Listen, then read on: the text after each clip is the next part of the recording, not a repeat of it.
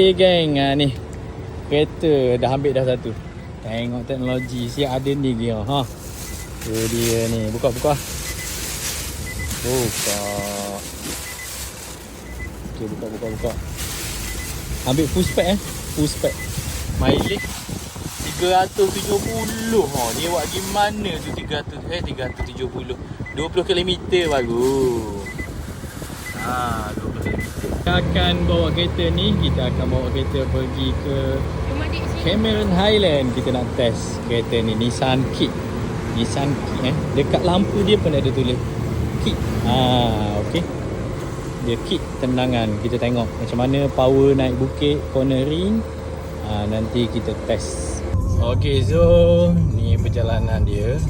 Ni meter dia nampak.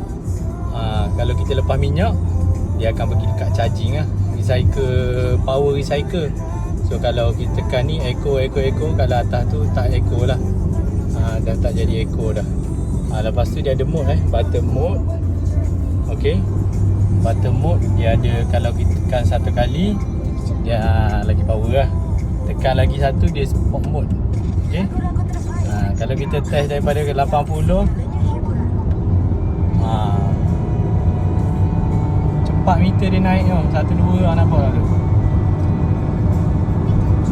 Sekejap je nak pergi ke 1-4. Padu, memang padu. Okey, memang padu.